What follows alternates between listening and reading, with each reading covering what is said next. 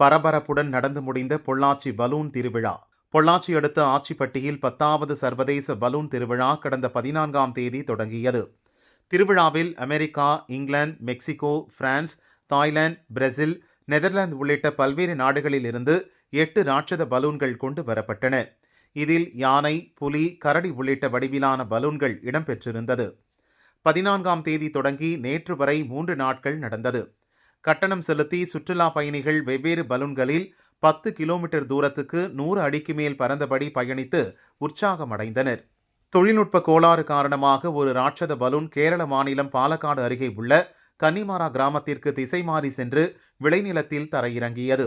இதில் பயணித்த 2 குழந்தைகள் உட்பட 4 பேரும் பத்திரமாக மீட்கப்பட்டனர். மீண்டும் ஒரு பலூன் பாலக்காடு மாவட்டம் பட்டஞ்சேரி கிராம பஞ்சாயத்துக்கு உட்பட்ட வட்டச்சிரா பகுதியில் வயல்வெளியில் தரையிறங்கியது.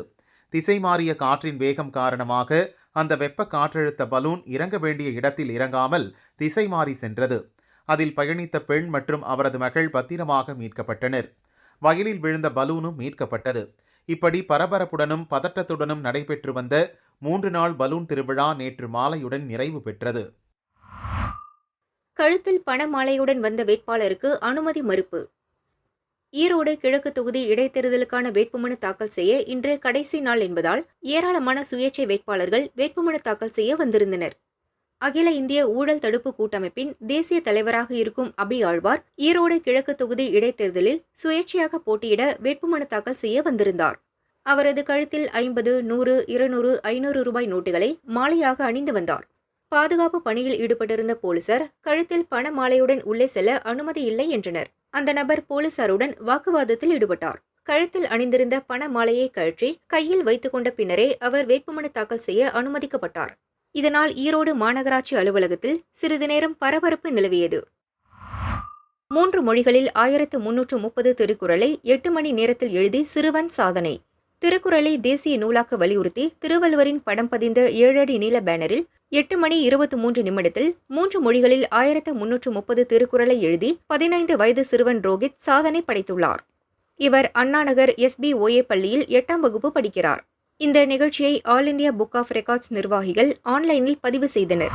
ஈரோடு தேர்தலில் சீமானுக்கு விஜய் ஆதரவு இல்லை. ஈரோடு இடைத்தேர்தலுக்கான வேட்புமனு இன்று முடிந்தது. திமுகவும் நாம் தமிழர் கட்சியும் மோதுகின்றன. எதிர்க்கட்சிகள் அனைத்தும் தேர்தலை புறக்கணித்து விலகியுள்ளன. நடிகர் விஜயின் தமிழக வெற்றிக் கழகமும் தேர்தலை புறக்கணிப்பதாக அறிவித்துள்ளது. எனினும் திமுகவுக்கு எதிரான நிலைப்பாடு இருப்பதால் சீமான் கட்சியின் வேட்பாளருக்கு விஜய் கட்சியினர் ஓட்டு போடுவார்கள் என எதிர்பார்க்கப்பட்டது. ஆனால் தேர்தலை புறக்கணிப்பதோடு எந்த கட்சிக்கும் ஆதரவு இல்லை என்பதையும் தவைக தலைமை நிலையம் அறிக்கை மூலம் தெரிவித்துள்ளது. மதுவை ஒழிக்க 94 வயதில் காந்தியவாதி பாத யாத்திரை. மது ஒழிப்பு விழிப்புணர்வுக்காக 94 வயது காந்தியவாதி சேலத்தில் இருந்து மதுரைக்கு நடைப்பயணம் தொடங்கினார். அவர் பெயர் பிராங்க்லின் ஆசாத் காந்தி. 45 ஆண்டுகளாக மதுவிலக்கை வலியுறுத்தி விழிப்புணர்வு ஏற்படுத்தி வருகிறார். மதுவால் ஏற்படும் பாதிப்பு ஏராளம். நாடு முழுவதும் பூரண மதுவிலக்கு வரும் என்ற நம்பிக்கையில் வாழ்கிறேன். காந்தி நினைவு நாளான 30இல் மதுரையில் நடைபயணம் நிறைவு பெறும் என்றும் அவர் கூறினார். திருப்பரங்குன்றத்தில் இன்று ஆடுபலி கொடுக்க SDPI அழைப்பு. இந்து மக்கள் கட்சியின் மதுரை மாவட்ட தலைவர் சோலே கண்ணன் போலீஸ் கமிஷனர் லோகநாதனிடம் ஒரு மனு கொடுத்துள்ளார். திருப்பரங்குன்றம் சுப்பிரமணிய சுவாமி கோயில் தொன்மையானது. மலை உச்சியில் காசி விஸ்வநாதர் கோயில், தீபத்தூண், தலவிருட்சமான கல்லத்தி மரம் உள்ளன. திருப்பரங்குன்றம் மலையின் உரிமையாளர் சுப்பிரமணிய சுவாமி கோயில் என்று ஆங்கிலேயர் ஆட்சி காலத்தில் கோர்ட் உத்தரவிட்டுள்ளது. இத்தனை இருந்தும் 2011 முதல் SDPI அமைப்பினர் மலை மீது கொடி கட்டி பிரச்சினை செய்கின்றனர். திருப்பரங்குன்றம் மலை எங்களுக்கு சொந்தமானது. 18ஆம் தேதி ஆடு மாடு பலி கொடுப்போம் என்கின்றனர். இதை தடுத்து சட்டம் ஒழுங்கை பாதுகாக்க வேண்டும் என கூறியுள்ளார். கன்னியாகுமரி கண்ணாடி பாலத்துக்கு 35 பேர் பாதுகாப்பு. கன்னியாகுமரி கடலில் விவேகானந்தர் பாறை மற்றும் திருவள்ளுவர் சிலையை இணைக்கும் கண்ணாடி பாலத்தை ரசிக்க சுற்றுலா பயணியர் ஆர்வம் காட்டுகின்றனர். விடுமுறை நாட்களில் படகு போக்குவரத்து காலை 8 மணி முதல் மாலை 6 மணி வரை என்று இருந்ததை காலை 6 முதல் இரவு 7 மணி வரை என அதிகரித்துள்ளனர். மற்ற நாட்களில் காலை 8 முதல் மாலை 5 மணி வரை என இருந்ததை காலை 6 முதல் மாலை 6 வரை என நீடித்துள்ளனர். சுற்றுலா பயணியர் பாதுகாப்பிற்காக காவல், வருவாய், நெடுஞ்சாலை, சுற்றுலா துறைகளின் 35 பணியாளர்கள் நியமிக்கப்பட்டுள்ளனர் என கலெக்டர் அழகு மீனா கூறினார். சென்னையில் கடல் ஆமைகள் இறந்து மிதப்பது ஏன்? வனத்துறை விசாரணை. தமிழக கடலோரம் 5 வகை கடல் ஆமைகள் காணப்படுகின்றன. இவை டிசம்பர், ஜனவரி மாதங்களில் கரைக்கு வந்து முட்டையிடும். அந்த முட்டைகளை சேகரித்து குஞ்சு பொரிக்க வைக்கும் பணியில் வனத்துறை தன்னார்வ அமைப்புகள் ஈடுபடுகின்றன. இந்நிலையில் முன்னர் எப்போதும் இல்லாத வகையில் திருவொற்றியூர் முதல் மாமல்லபுரம் வரை கடலாமைகள் இறந்து கரை ஒதுங்குகின்றன. டிசம்பரில் இருந்து இதுவரை 300 கடலாமைகள் இறந்து கரை ஒதுங்கியதாக கூறப்படுகிறது. 20 ஆண்டுகளில் இப்படி நடந்ததே இல்லை. கடலில் வெப்பநிலை உயர்வு, பிளாஸ்டிக் கழிவு அதிகரிப்பு போன்றவை காரணமாக இருக்குமா என்று அதிகாரிகள் ஆய்வு செய்கின்றனர். எம்ஜிஆருக்கு மோடி புகழாரம். எம்ஜிஆர் ஆட்சியில் கருணையே நிரம்பி இருந்தது என்று பிரதமர் மோடி கூறினார். மறைந்த தலைவரின் பிறந்த நாளுக்கு அவர் வீடியோ செய்தி வெளியிட்டார். கருணை உள்ளம் கொண்ட மாபெரும் தலைவரான எம்ஜிஆர் ஏழை எளிய மக்கள் கல்வி அறிவும் ஆரோக்கியமும் வளமும் பெற விரும்பி அதற்கான திட்டங்களை தீட்டி செயல்படுத்தினார். எளியவர்கள் கையில் அதிகாரம் கிடைக்க வழி செய்தார். எனவேதான் உலகை விட்டு மறைந்து இத்தனை காலம் கடந்தும் கோடிக்கணக்கான மக்களின் மனங்களில் எம்ஜிஆர் ஆட்சி செய்கிறார் என பிரதமர் புகழ்மாலை சூட்டினார். வெட்கங்கெட்ட அரசு என்கிறார் சீமான். அமைச்சர் மீது சேறு வீசியதற்காக கிராம மக்களை கைது செய்வதில் காட்டும் வேகத்தை வேங்கை வயலில் குடிநீரில் மலம் கலந்த குற்றவாளிகளை கைது செய்வதில் திமுக அரசு ஏன் காட்டவில்லை என நாம் தமிழர் கட்சி தலைவர் சீமான் கேட்டுள்ளார். பொன்முடி மீது சேறு வீசியதாக கூறி கிராம மக்களை போலீஸ் கைது செய்து இழுத்துச் செல்லும் காட்சிகள் அதிர்ச்சியையும் வேதனையையும் அளிக்கின்றன. வேங்கை வயல் கிராமத்தில் குடிநீரில் மலம் கலந்த கொடூரர்களை 2 ஆண்டுகளாகியும் கண்டுபிடிக்க திறனற்ற அரசுக்கு அப்பாவி கிராம மக்களை அடித்து இழுத்துச் செல்ல வெட்கமாக இல்லையா என சீமான் கேட்டார். சந்தேகத்தின் பேரில் கைது செய்யப்பட்டுள்ள இருவேல்பட்டு கிராம மக்கள் அனைவரையும் உடனே விடுதலை செய்யுமாறு சீமான் கூறினார். கோயிலில் வாழைப்பழத்துக்கு தடை. கர்நாடகாவில் பிரபல சுற்றுலா தலமான ஹம்பியில் உள்ள விருபாக்ஷேஸ்வரா கோயிலுக்கு தினமும் நூற்றுக்கணக்கான பக்தர்கள் வருகின்றனர். அவர்கள் கோயில் யானைக்கு வாழைப்பழம் ஊட்டிவிட்டு ஆசி பெறுகின்றனர். அதிகமான வாழைப்பழம் சாப்பிட்டு யானையின் ஆரோக்கியம் கெடுகிறது. கோயில் வளாகம் முழுதும் வாழைப்பழ தோல் விழுந்து கிடக்கிறது. சிலர் வழுக்கி விடுகின்றனர். வாழைப்பழம் கொண்டு வரும் பிளாஸ்டிக் கவர்களையும் அங்கேயே வீசி செல்கின்றனர். இதனால் வாழைப்பழத்துக்கு தடை விதிப்பதாக நிர்வாகம் அறிவித்துள்ளது. கோயிலில் வாழைப்பழத்துக்கு தடை விதிப்பதா என்று இவ்விஷயத்தை விவாதமாக்க வேண்டாம் என்று எச்சரிக்கை வேறு விடுத்துள்ளது. 23 மருந்துகளுக்கு தடை விதித்தது அரசு. அரசு மருத்துவமனைகளுக்கு கொள்முதல் செய்யப்பட்ட 23 மருந்துகள் தரமற்றதாக இருந்ததை தொடர்ந்து அவற்றை விநியோகிக்க அரசு தடை விதித்துள்ளது.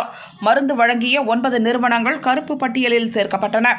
இவை காய்ச்சல், தைராய்டு, இதய நோய், கிருமி தொற்று ஆகியவற்றுக்கான மருந்துகள். 23 மருந்துகளையும் கொள்முதல் செய்ய 2 ஆண்டுகளுக்கு தடை விதிக்கப்பட்டது. 12 நக்சலைட்டுகள் சுட்டுக்கொலை. சத்தீஸ்கர் மாநிலத்தின் தெற்கு பஸ்தர் பகுதியில் போலீசுக்கும் நக்சலைட்டுகளுக்கும் இடையே துப்பாக்கிச் சண்டை நடந்தது. அதில் 12 நக்சலைட்டுகளை சுட்டுக் கொன்றதாக போலீஸ் வட்டாரங்கள் தெரிவித்தன. எம்ஜிஆர் 108வது பிறந்தநாள் கொண்டாட்டம். எம்ஜிஆர் பிறந்தநாள் இன்று கொண்டாடப்படுகிறது. அதிமுகவினர் தமிழகம் முழுவதும் அன்னதானம், ஏழைகளுக்கு உதவி வழங்கல் நிகழ்ச்சிகளை நடத்துகின்றனர். பன்னீர்செல்வம், சசிகலா, தினகரன் போன்றவர்களும் ஆதரவாளர்களும் தனித்தனியாக கொண்டாடுகின்றனர். கட்சி சாராத எம்ஜிஆர் ரசிகர்களும் அவரது படத்துக்கு மாலை அணிவித்து பாடல்களை ஒளிபரப்பி கொண்டாடுகின்றனர். சென்னையில் எம்ஜிஆர் சமாதியில் அதிகாலை முதலே வரிசையில் நின்று மக்கள் மரியாதை செலுத்துகின்றனர். ரோடு இல்லாததால் நோயாளிகளை டோலி கட்டி தூக்கி செல்லும் அவலம். கொடைக்கானல் கூக்கால் ஊராட்சியில் உள்ளது குண்டுப்பட்டி அம்பேத்கர் நகர்.